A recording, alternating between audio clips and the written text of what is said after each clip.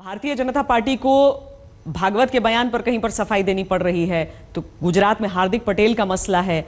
साथ ही राजस्थान में अब गुर्जरों को 5% आरक्षण दे दिया गया है और जो सवर्ण हैं, जो आर्थिक तौर पर पिछड़े हुए हैं, उन्हें भी आरक्षण का ऐलान कर दिया है। सवाल यह है कि संकेत क्या बिहार की तरफ दिए जा रहे हैं या फिर राजस्थान का ही अपने अंदरूनी मसला सुलझाने की कोशिश है।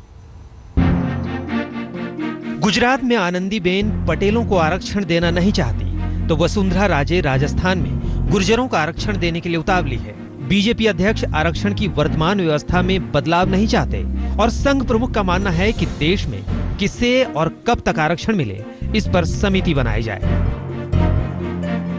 तो सवाल यही कि आरक्षण की नीति पर बीजेपी का सीधा रुख है क्या?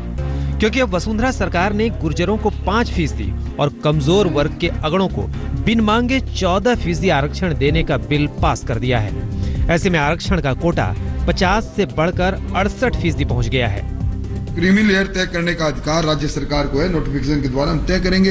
पहले 1.5 लाख रुपए थी जब आर्थिक आधार पर 2008 के अंदर बिल लाया गया था। अब चूंकि उस हिसाब से प्राइस इंडेक्स बढ़ा है तो उसको थोड़ा बढ़ाकर होगा। ये चौथी बार है जब राजस्थान सरकार ने गुर्जरों को आरक्षण देने का संकल्प पारित किया है। राजस्थान हाईकोर्ट ने 5% गुर्जरों के आरक्षण पर पहले से रोक लगा रखी है, क्योंकि आरक्षण 50% से ऊपर हो रहा है, जिस पर सुनवाई जारी है। फिलहाल गुर्जरों को 1% आरक्षण मिल रहा है, यानी राजस्थान में कुल 50% आरक्षण लागू है, जिसमें ओबीसी को 21%, अनुसूचित जाति को 16% और अनुसूचित जनजाति को 12%, जबकि स्पेशल बैकवर्ड क्लास को 1% आरक्षण मिल रहा है।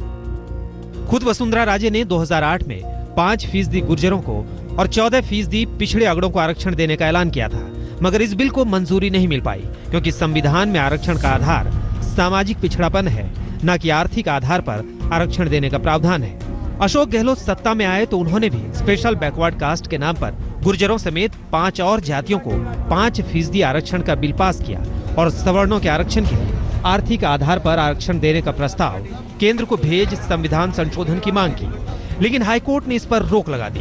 इस बीच गुर्जर आंदोलन फिर शुरू हो गया, तो वसुंधरा सरकार ने इस बार फिर से इसे विधानसभा में पेश कर संविधान की 9वीं अनुसूची में डालने के लिए केंद्र को लिखने का ऐलान किया है।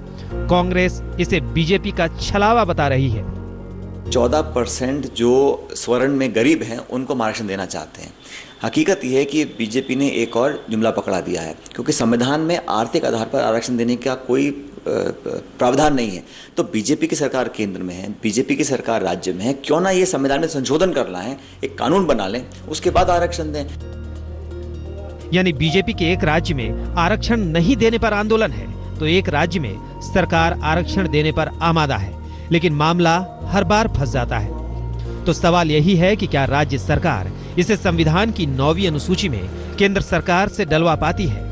संविधान की 9वीं अनुसूची के विषय न्यायिक समीक्षा से बाहर होते हैं। हालांकि कानून विशेषज्ञों का मानना है कि सुप्रीम कोर्ट पहले ही कह चुका है कि देश हित में 9वीं अनुसूची के विषय पर भी वो फैसला दे सकता है। यानी आरक्षण का राजस्थानी सियासी ड्रामा अभी खत्म नहीं हुआ है।